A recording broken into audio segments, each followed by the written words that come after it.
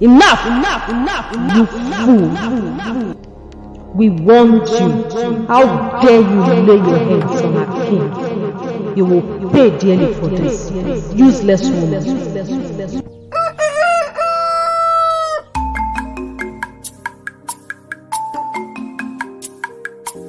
Once upon a time, there lived a beautiful woman named Timmy. Timmy was known for her beautiful smile and her kindness. Her nickname was Smiler, as the villagers fondly calls her. She was a very cheerful person who always made sure that people around her were happy in her own little way. She had a little business where she weaved beautiful baskets and sold them in the Moa market. Her baskets were used for home decorations, jewelry organizers, and more. She was also popular for making beautiful baskets, known in her entire village and the neighboring villages who came to do business in Moa. The day of her marriage, all her customers came to celebrate with her. They were happy, and there were lots of food to eat. It was the wedding of the people, and it was so because of her nature of business that made her so popular, and also her beautiful smile. Therefore, they came to celebrate with her in their numbers. Her husband, Kumi, was a businessman who always traveled for business. A very gentle and humble man, he was also a kind and passionate gentleman who always stood up for the truth. He was a good man. However, a heavy sorrow weighed on her heart. She was barren, unable to bear children. She longed to hold her own children. She desired to be called mother, but they were not forthcoming. Gradually, the once very cheerful and kind Timmy started changing. She became very aggressive. She would cry all day. She became a shadow of herself. Soon, she stopped weaving. She was always at home crying. People stopped patronizing her. Sales were not forthcoming any longer. That cheerful charm was no longer there, as she had completely changed. So she stopped the weaving business and stayed at home crying. Her husband encouraged her to be patient, but she wouldn't, as she was so desperate to have a child. Soon she became the talk of the town, as it was already 5 years and there was no sign of pregnancy, nor even a miscarriage. She went to wherever was recommended by anyone. Sometimes she went to prayer houses where they would tell her to bring some money and they will fast and pray for her. Then she'll be pregnant. But after 1 year, still no sign of pregnancy. She was sometimes taken to witch doctors, where she was told to bring goats, cowries, and all manner of items, yet nothing to show for it. Everyone gossiped about her in the village. It's 8 years, and there was still no sign of pregnancy. She became even more frustrated. The people who were once her friend became her worst nightmare, as they regularly mocked her. They called her all manner of names. Some said she has given her kids to her spirit husband. Some said she was a witch and had donated her womb for rituals, and that's why she made so much money from her weaving business. All manner of awful things were said about Timmy. She kept crying day and night, but her husband kept consoling her. I understand what you're going through, but be patient with God. He will give us children. I'm not complaining, so forget about whoever that is talking to you. Forget about whoever that is insulting you. Am I not your husband? Are they your husband? You're not the one that is being mocked. You're not the one that is being called names. You're barely around. You go about your business activities without anyone calling you barren. But me, wherever I turn to, there is someone waiting to remind me that I am responsible for my childlessness, or that I'm a barren woman. Am I not more than children to you? It doesn't matter if you bear children for me or not. I still love you, and that's all that matters. I believe in His own time, God will give us children, not just a child. So cheer up. Your mother will come and call me names. Your siblings, especially your sisters, will call me a witch and a barren woman who only knows how to eat their brother's money. Please just let me be. She kept crying. She was so frustrated and desperately in need of a child. She lost focus. She stopped believing. She lost her faith in God. She just wanted any means at all, as long as it was going to work for her. But her husband kept telling her that God's time is the best. She should be patient. She said, if God wanted me to have a child, He had 8 years to prove it. I'm done hoping and believing. Somehow I will help myself. One day, Timi's neighbor, Anike, told her of a prophet who sees vision. She said he is a very powerful man and he can help you. He has helped a lot of women and I know he will help you. Anike assured her that this was going to be the last place she would go to, so she agreed. Timi could not sleep all through that night. She was thinking about what Anike, her neighbor, had told her. She was excited and afraid at the same time. But she had made up her mind to go with Anike or any other person as long as it was going to yield fruit. Pondering and wondering what Agbadi, the man Anike told her, would look like, if it will work, just like Anike had said or not. So many thoughts on her mind. She didn't tell her husband what she had discussed with Anike because she knew he would never approve of her to go with Anike. He was never in support of those places she went to, but she went there anyway without his consent. One fateful Saturday morning, as early as 6 a.m., Timi and Anike was at Agbadi's house. He told her what she came for. She was surprised. Don't worry, this week you'll be pregnant, I assure you. I have helped several women like you, and yours won't be different. Don't be afraid. Your weeping days are over. You will carry your own child in your hands 9 months from now. Anike and Timi looked at each other and smiled. Anike was happy for her, and Timi had the feeling that this was the very last place she would visit for a child. She knew in her heart that this was the last one and that she was going to have a child after this one. But you need to be aware of what it entails, your do's and don'ts. Whatever it takes, I'm ready. I'm willing to take the risk. I'm fed up with this mockery, the shame, the reproach, and all the names people call me. Okay then. Every December, you will sacrifice a goat, a dove, 5 tubers of yam, 5 bottles of Fanta, palm oil, 10 cowries, and a packet of biscuits. Is that all? For a whole year? This is very little. I can afford it on a weekly basis. Quiet! He said. You must be ready to pay the ultimate sacrifice. Are you ready? Yes, she fearfully agreed. Now listen, he said. You will have a son, but you must never lay your hands on him or scold him, no matter what. He is a king and must be treated like a king. Whatever he does, just let him be. Whoever touches him is dead. I said he is a king and is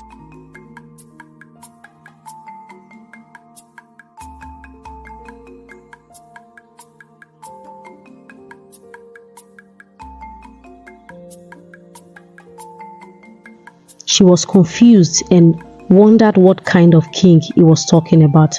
Lost in thoughts, Agbadi shouted, "Do you understand?" Yes, I understand. You better do, because your life and everyone around you depends on it. Okay, Agbadi. She was a bit scared, but she was determined to do whatever it takes to have a child. So she was willing to risk it despite being told of the dangers that lied ahead. So Agbadi took her to the river, told her to remove her clothes, and he made several incantations and sacrificed a goat. and other items they brought for the sacrifice. Everything was said and done. They went back home. That same week, Timi became pregnant. She was very happy. She started being cheerful again. Her husband was surprised at the sudden change. She kept glowing as her beauty shone like a beacon. She told her husband she was pregnant. He was so happy and he bought so many gifts for her. Soon the news of her pregnancy went around the entire village. Some came to her house to see for themselves. Others came to mock her, but they got there and saw a beautiful woman glowing with the beauty of her early pregnancy days. She started weaving again. Those who ran away from her came back to her. She had more customers now than ever. Sales were multiplying. Business was booming. Everything seemed perfectly all right. 9 months later, she gave birth to a cute little prince. No one knows the source of the baby except Anike, who took her to Agbadi, and herself. It was a secret between the two of them alone. People came with gifts to welcome the newborn baby. He was a very cute little prince. His parents named him Zide, meaning I have a child now. Everyone who saw him loved him. Little did they know that trouble has just been born. He would cry all night, keeping his parents awake. As soon as the day dawn starts, he would sleep. He kept doing this for the first 7 months after his birth. Then he stopped. Timi thought everything was over. Little did she know that he just got started. After 5 years, Zida would say strange things that you'll be wondering where he heard them from or who taught him. Sometimes he would call older people names, but the mom kept pleading with them that he was just a child. He probably must have heard someone saying it. One day, a neighbor flogged him on the butt because he insulted her. That same night, she slept and didn't wake up. Nobody could tell what killed her, but Anike and Timi knew what had happened. Zide called Timi by her name. When the husband complained, she said, "He is just a child." One night, Komi woke his wife up at the middle of the night and told her, "I don't like the way you're bringing up this boy. You're spoiling this boy. I know you had tough time. I know you went through difficult times before he came, but please, so he doesn't become a burden to us tomorrow, let's train this child up in the fear of God." "Okay, I have heard you, sir. Can I go back to bed now?" she asked. That same night, Komi had a vision where a strange woman appeared to him and gave him warning regarding Zide. "Zide might be your son, but he is a king. He is our king. He is not a child. Be careful how you talk to him. You must never lay your hands on him or scold him. You will be risking your life if you don't listen to me. Be warned. Don't say I didn't warn you. Don't say I didn't warn you." He woke up and he was so afraid. He told his wife about this strange encounter he had. She acted surprised even though she knew exactly what he had encountered. He could not even look at Zide anymore, let alone touching him. He was wondering what kind of king he was, and he is not a child, what that statement meant. He was really disturbed. About 5 persons had died in the community because they scolded him. One woman and her son died because Zide took the son's ball, and the mother went and took it back from him and scolded him. That night, they both slept and didn't wake up. Everyone became afraid of him. He was a very mysterious and a mischievous child who caused trouble wherever he went.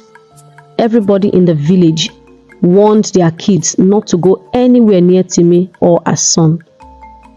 Komi was a very busy man who wasn't always around. He went for one business trip or the other here and there. After that encounter he had with the strange woman in his vision, he became so afraid. So he would travel out for business and would remain there for months. He was afraid of the boy. He began to suspect the deaths. They all happened at the time when they had issues with him, and surprisingly, they all died in the same manner, So he kept pondering and kept thinking. He kept connecting the relationship with the deaths and Zide. He was convinced that something was wrong with Zide, something ungodly, and he believed that his wife knew about it, and that's why she never laid her hands on him or scolded him. So he remained in his business place while he sent monthly feeding allowance for them, but he made sure he spoke with his wife every day to know how they were faring. Timi was becoming tired of Zide's behavior, but there was nothing she could do to change it. She was warned not to take him anywhere, including church, so she kept thinking. She regretted her actions and wanted to be patient, but it was too late. There was nothing she could do any longer. So she had to face the trouble she brought upon herself. The joy of motherhood became sorrow for her. Whenever Zide saw her crying, he would laugh at her and she would cry yet the more. One day, Komi sent money to Timi.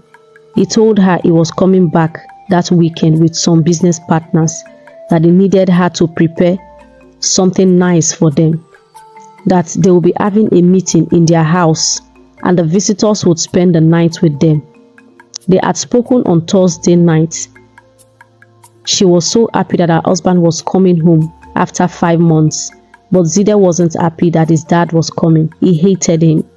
Timi rushed to the market on Friday morning to get everything she needed to prepare the food for her husband and his business partners, since they were already on the night bus and were going to arrive the house very early on Saturday morning. She came back and prepared the meal, cleaned up the house. After Zide had eaten, she told him to take care of the house, that she wanted to rush down to the evening market to sell some of her baskets. By the time she returned, Zide had poured the pot of food she prepared on the floor. She was so angry. Do you know how much this food costs? Do you know how long it took me to prepare this food? Your father is already on his way and will be here with his business partners first thing tomorrow morning. How do you expect me to prepare another food for them this night? I will not spare you this time. Enough of all this rubbish. So she could no longer tolerate his evil acts. She laid him on the floor and flogged him so hard on his butt. For the first time ever, he cried and screamed.